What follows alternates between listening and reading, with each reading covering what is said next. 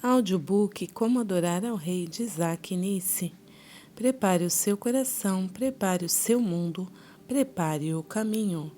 Áudio 55. O quinto integrante, o sangue. Até agora temos o louvor, humildade, unidade e sacerdócio como integrantes importantes, autênticos de agitação e adoração e glória se manifestando. Mas um é absolutamente vital e está acima de todos os outros, o sangue de Jesus. Sem o sangue do Cordeiro não temos nada. O sangue de Jesus é o ativador de toda a bênção celestial e ele ativa a glória de Deus também. Quando lideramos uma adoração sem sangue, lideramos uma adoração sem poder. Quando nos aproximamos do evangelismo sem a história do sangue, nos aproximamos sem uma chance de eficácia. Quando aplicamos o sangue às nossas vidas, a comunhão com Deus acontece. Quando o sangue está sobre uma casa, o anjo da morte passa. É o sangue do Cordeiro que estabelece baixa aos nossos inimigos. A glória de Deus está procurando um lugar para se instalar, e isso só vai pousar no sangue de Jesus. Onde quer que o sangue esteja, é terra santa, se em nossos santuários ou em nossos corações. E a glória só será entronizada em solo sagrado. Líderes de adoração, não se esqueçam do sangue de Jesus quando vocês liderarem, ou vocês não levarão ninguém a lugar algum que vale a pena ir. Por favor, observe. E ouvi uma grande voz no céu que dizia: agora é chegada a salvação e a força e o reino do nosso Deus e o poder do seu Cristo, porque já o acusador de nossos irmãos é derrubado, o qual diante do nosso Deus os acusava de dia e de noite. E eles o venceram pelo sangue do Cordeiro e pela palavra do testemunho, e não amaram as suas vidas até a morte. Apocalipse 12, do 10 ao 11. E aí está. Se queremos entronizar a presença de Deus, nós temos que chegar juntos na unidade e na adoração e ministrar como sacerdotes, louvando a Deus com corações humildes, através do sangue de Jesus. Se queremos que a glória de Deus volte para os nossos santuários, nossas casas e nossa vida, temos que fazer um trono de honra para o esplendor de peso do nosso Deus maravilhoso. Capítulo 16. O que sobre Davi? E nos fez reis e sacerdotes para Deus e seu Pai. A ele glória e poder para todo sempre. Amém. Apocalipse 1, 6. Aviso. Se você fosse um estudante de adoração do Antigo Testamento, antes que tenha pegado esse livro, o seguinte pode balançar o seu barco um pouco. Você pode ter pensado que eu não falaria nada sobre o tabernáculo de Davi.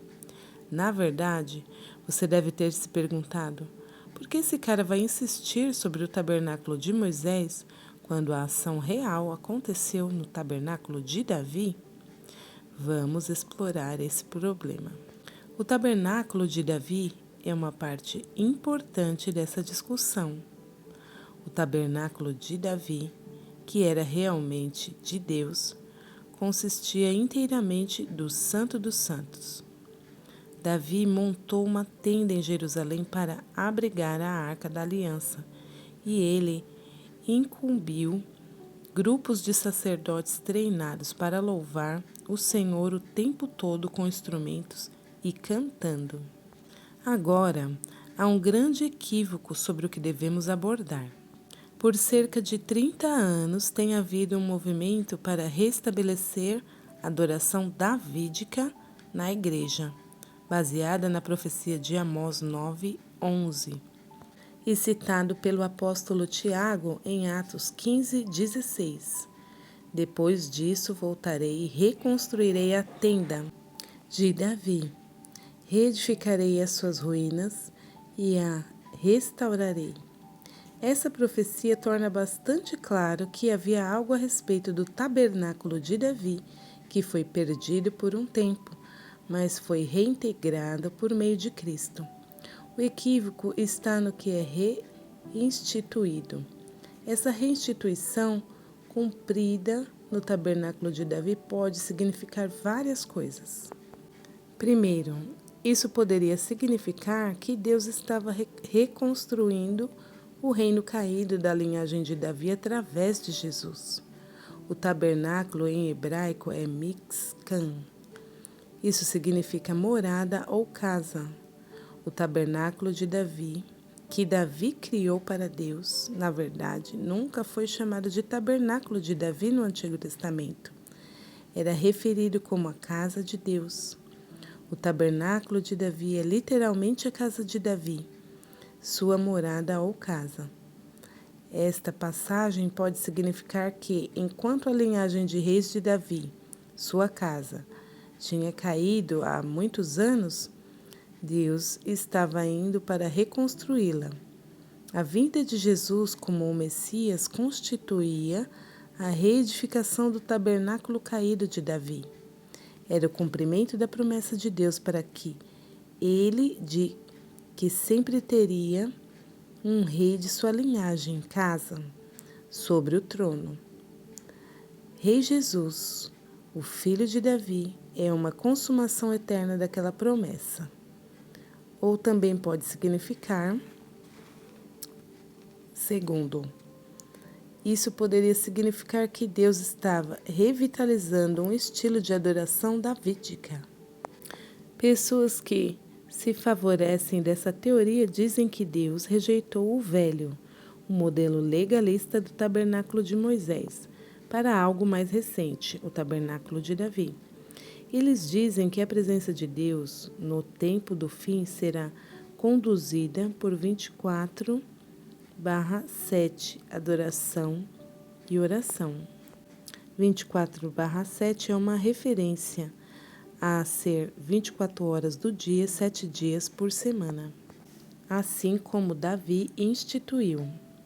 Não vou discutir com a ideia de que Davi foi inspirado pelo Senhor quando ele instituiu equipes de louvor musicais para ministrar ao Senhor.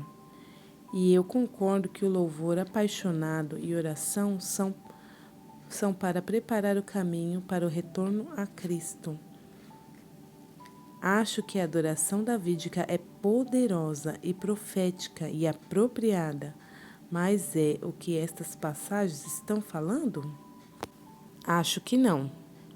Você teria que tomar as referências em ambos os livros totalmente fora de contexto para inferir isto. De forma alguma, Amós 9:11 e Atos 15:16 abolem a sombra de adoração celestial simbolizada através do tabernáculo de Moisés. A menos que você os leia fora de contexto e totalmente descarte todas as outras citações para o tabernáculo ou templos na Bíblia. Na verdade, Davi nunca demonstrou o tabernáculo de Moisés. Ele adorava lá.